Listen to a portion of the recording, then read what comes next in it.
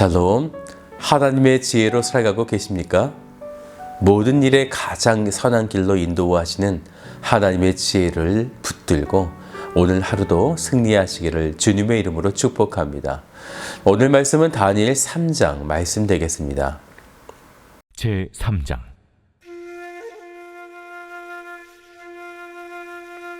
느부갓네살 왕이 금으로 신상을 만들었으니 높이는 60규빗이요 너비는 6규빗이라. 그것을 바벨론 지방의 두라 평지에 세웠더라. 느부갓네살 왕이 사람을 보내어 총독과 수령과 행정관과 모사와 재무관과 재판관과 법률사와 각 지방 모든 관원을 느부갓네살 왕이 세운 신상의 낙성식에 참석하게 하매, 이에 총독과 수령과 행정관과 모사와 재무관과 재판관과 법률사와 각 지방 모든 관원이 느부갓네살 왕이 세운 신상의 낙성식에 참석하여 느부갓네살 왕이 세운 신상 앞에 서니라. 선포하는 자가 크게 외쳐 이르되, 백성들과 나라들과 각 언어로 말하는 자들아, 왕이 너희 무리에게 명하시나니 너희는 나팔과 피리와 수금과 사면금과 양금과 생황과 및 모든 악기 소리를 들을 때 엎드리어 느부갓네살 왕이 세운 금 신상에게 절하라. 누구든지 엎드려 절하지 아니하는 자는 즉시 맹렬히 타는 풀무불에 던져 넣으리라.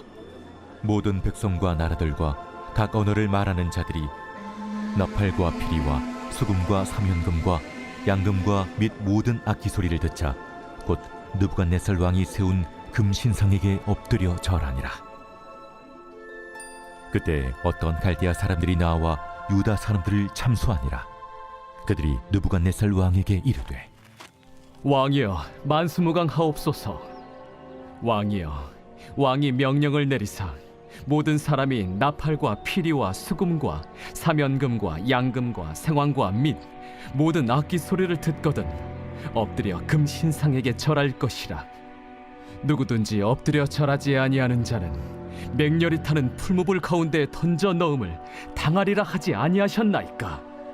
이제 면 유다 사람 사드락과 메삭과 아벳느고는 왕이 세워 바벨론 지방을 다스리게 하신 자이거늘, 왕이여, 이 사람들이 왕을 높이지 아니하며 왕의 신들을 섬기지 아니하며 왕이 세우신 금신상에게 절하지 아니하나이다. 느부갓네살 왕이 노하고 분하여 사드락과 메삭과 아벳느고를 끌어오라 말하매, 드디어 그 사람들을 왕이 앞으로 끌어온지라. 느부갓네살이 그들에게 물어 이르되, 사드락, 메삭, 아벳느고야, 너희가 내 신을 섬기지 아니하며 내가 세운 금 신상에게 절하지 아니한다 하니 사실이냐? 이제라도 너희가 준비하였다가 나팔과 피리와 수금과 사면금과 양금과 생황과 및 모든 악기 소리를 들을 때 내가 만든 신상 앞에 엎드려 절하면 좋거니와, 너희가 만일 절하지 아니하면 즉시 너희를 맹렬히 타는 풀무불 가운데에 던져 넣을 것이니 능히 너희를 내 손에서 건져낼 신이 누구이겠느냐? 사드락과 메삭과 아벳느고가 왕에게 대답하여 이르되, 느부갓네살이여, 우리가 이 일에 대하여 왕에게 대답할 필요가 없나이다.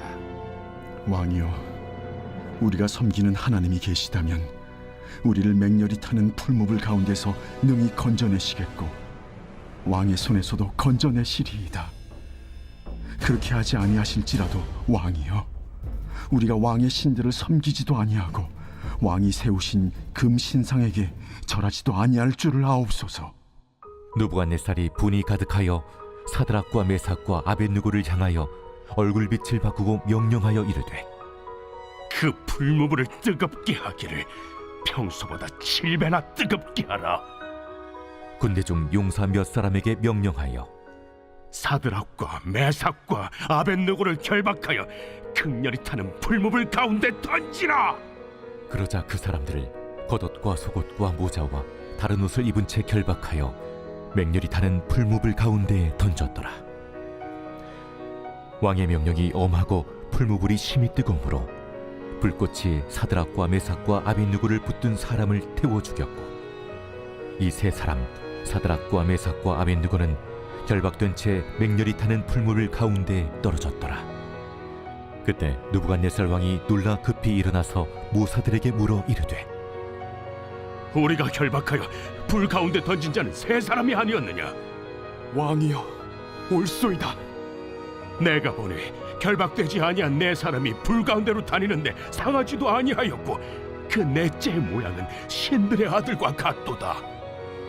느부갓네살이 맹렬히 타는 풀무불 아귀 가까이 가서 불러 이르되 지극히 높으신 하나님의 종 사드라, 메삭, 아벳느고야, 나와서 이리로 오라.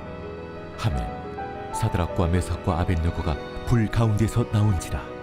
총독과 제사와 행정관과 왕의 모사들이 모여 이 사람들을 본즉 불이 능히 그들의 몸을 해하지 못하였고 머리털도 그을리지 아니하였고 겉옷빛도 변하지 아니하였고 불탄 냄새도 없었더라.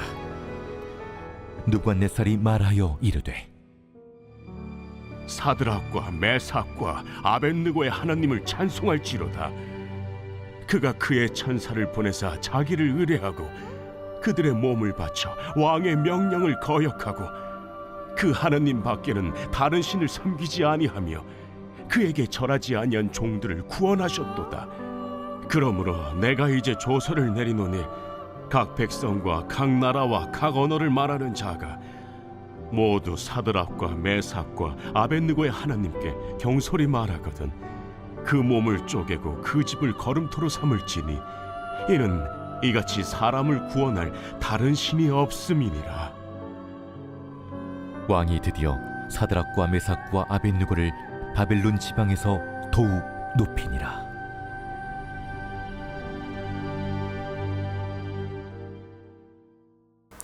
어제 2장에서는 하나님의 지혜로 느부갓네살 왕의 꿈을 해석하는 장면이 나왔는데요. 그 꿈의 이야기를 잠시 나누어 보면 꿈의 내용은 머리는 금으로 되어 있었고 가슴과 두 팔은 은으로, 배와 넓적다리는 노스로, 종아리는 쇠로, 또한 발은 쇠와 흙이 섞여진 신상을 다니엘이 그 꿈을 해석하게 되었었죠. 발은 쇠와 흙이 섞여진 신상을 느부갓네살 왕이 꿈을 꾸게 됐었습니다. 이에 다니엘이 해석을 하게 되어졌는데 금으로 된 머리는 가장 막강한 힘을 자랑하는 느부갓네살 왕을 이야기하고요. 은으로 된 가슴과 팔은 그 다음에 일어날 메대와 바사, 바로 페르시아를 이야기합니다. 그리고 노스로 된 배와 넓적다리는 알렉산더 대왕의 그 헬라 제국을 이야기하는 것이고요. 그리고 쇠의 종아리는 로마 제국을 상징하게 됩니다. 이제 마지막으로 쇠와 진흙이 섞인 발은 그 이후에 일어나는 다양한 왕조들, 비잔틴 제국, 오스만 투르크 제국, 오늘날의 스페인, 영국, 미국, 중국, 이런 전 세계를 장악하고 있는 나라들이 되어집니다. 다니엘의 꿈의 내용은 그런 나라들이 순서적으로 일어나겠다. 그 이야기는 머지않아 바벨론도 곧 멸망할 것이다. 이것이 바로 이 다니엘의 예언이 되어집니다. 결국 거대한 신상은 인류 역사의 파멸을 예언하는, 사실 그들에게는 그다지 좋지 않은 꿈이 되어지는 거죠. 그런데 오늘 다니엘 3장 1절은 이렇게 시작합니다. 느부갓네살 왕이 금으로 신상을 만들었으니. 처음에 이 꿈을 꾸었을 때가 BC 604년이었어요. 그런데 오늘 다니엘 3장의 표제를 보니까 BC 585년 이렇게 표시가 되어 있습니다. 이때가 바벨론이 남녀를 3차 침공으로 완전히 멸망시킨 지 1년이 지난 시점이고 다니엘이 꿈을 해석한 지 19년 정도가 지난 시점이 되는 것이죠. 결국 그 꿈대로 느부갓네살은 기어코 이 신상을 만들어낸 거죠. 그 이야기는 결국 그의 꿈처럼 하나님이 온 세상을 당신의 주권대로 다스리고 있다는 것, 이 증거가 되어지는 것입니다. 우리가 다니엘서를 나누면서 주기적으로 너무나 똑같은 패턴의 이야기들을 자주 볼 수가 있을 것입니다. 그것은 왕에게 인정을 받았으나 죽임을 당할 뻔한 이야기들이에요. 다니엘서 1장에서는 왕의 음식을 거부하고 뜻을 정하는 문제가 있었고요.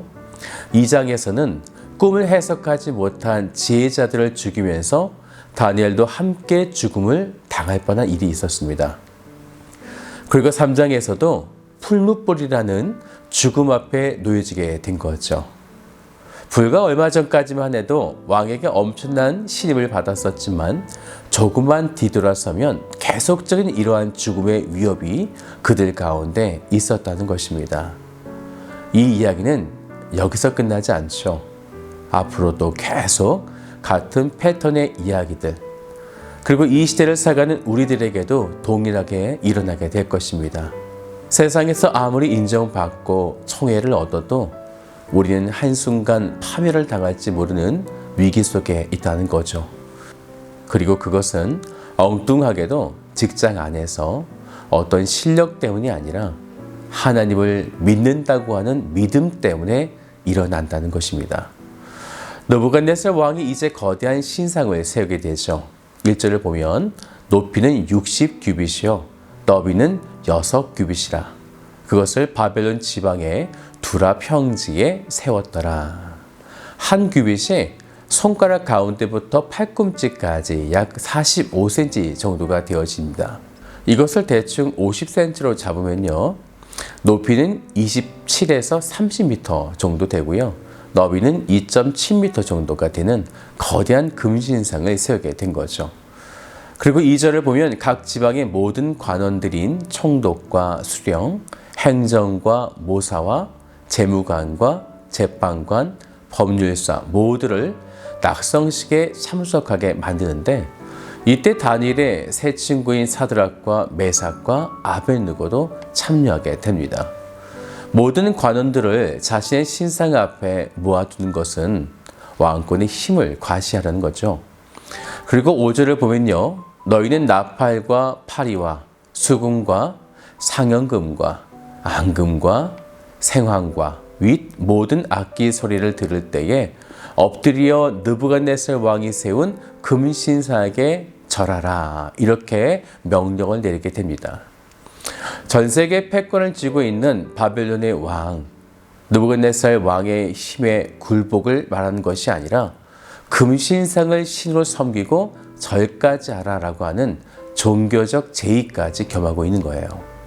그런데 만약 절하지 않으면 어떻게 되는가? 6절의 말씀을 보니까 풀무불에 던져 넣으리라, 이렇게 명하게 된 것입니다. 절을 하다라는 말은요, 히브리어로 사가드라고 하는데요, 발음을 좀 잘 하셔야 돼요. 이런 사가드를 언제 사용하게 되어지냐면, 다니엘이 그 꿈을 해석할 때 다니엘이 섬기는 하나님이 참 하나님이심을 인정하며 절을 하게 됐었죠. 느부갓네살 왕이요. 그때 사용된 이 단어가 바로 사가드가 되어집니다. 그런데 지금 느부갓네살 왕이 금신상에게 절하라, 곧 하나님처럼 자신도 높임을 받고자 이 사가드를 사용하고 있다는 것입니다. 이 절한다는 단어가 얼마나 중요한지 이 3장에서 계속 반복해서 사용하고 있습니다.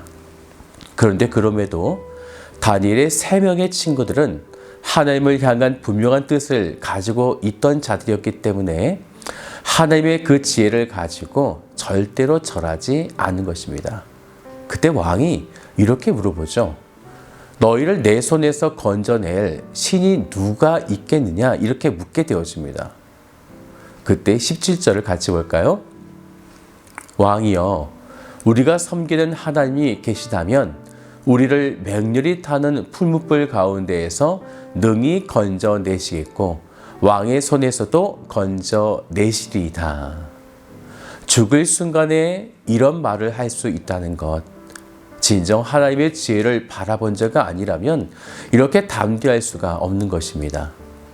그때 느부갓네살 왕은 분이 가득했고 얼굴빛을 바꾸고 명령하여서 이 풀무불을 무려 7배나 더 뜨겁게 하라고 명령하게 됩니다. 우리가 이 순간 이 분노에 가득 찬 왕의 얼굴을 얼마나 무섭게 바라보겠습니까? 하지만 이 3명의 친구들은 그러한 외형적인 육체적인 것에 그들의 시선이 있지 않았다는 것입니다. 결국 그들은 풀무불에 던져지게 되었어요. 그런데 그때에 놀랍게도 기이한 장면이 나타나게 되죠. 25절을 같이 볼까요? 왕이 또 말하여 이르되 내가 보니 결박되지 아니한 네 사람이 불 가운데로 다니는데 상하지도 아니하였고 그 넷째 모양은 신들의 아들과 같도다 하고, 신들의 아들, 바로 예수 그리스도가 그들 가운데 함께한 것을 이 느부갓네살 왕과 거기에 있는 많은 사람들이 보게 된 것입니다. 심지어 조금도 불탄 냄새도 없었다고 말씀하고 있습니다. 이 세 명의 신앙, 그리고 다니엘의 신앙 속에서 공통적으로 나타나는 것이 있습니다. 세상의 외압과 힘과 권세 앞에 하나님의 지혜와 믿음으로 나아간다면 세상의 그 어떤 강력한 권세자도 28절을 보세요. 느부갓네살이 말하여 이르되 사드락과 메삭과 아벳느고의 하나님을 찬송할지로다. 이에 모든 조서를 내려서 그 어떤 자도 이들의 하나님을 경솔히 말하거든 그 몸을 쪼개고 그 집을 걸음터로 삼아라. 이렇게 명령을 내리게 됩니다. 사랑하는 여러분, 사람의 힘으로 세상을 살아가는 것이 아닙니다. 우리는 하나님의 지혜로 세상을 바라보고 하나님의 힘과 권세로 세상과 맞서 싸우는 것입니다. 그런데 그 결과가 상대를 죽이고 상대를 억압하고 나만 이득을 취하는 방식이 아니라 모두가 연합되고 하나 되고 칭찬하고 축복하는 일, 바로 그리스도의 사랑이 나타나게 된다는 것입니다. 지금 나의 삶의 방식은 어떻습니까? 늘 다른 사람들과 다툼이 일어나고 있는가? 아니면 그 어려움 속에 늘 화해와 용서가 가득한가? 오늘 말씀을 통해 다니엘의 세 명의 친구와 같이 살아가시기를 주님의 이름으로 축복합니다.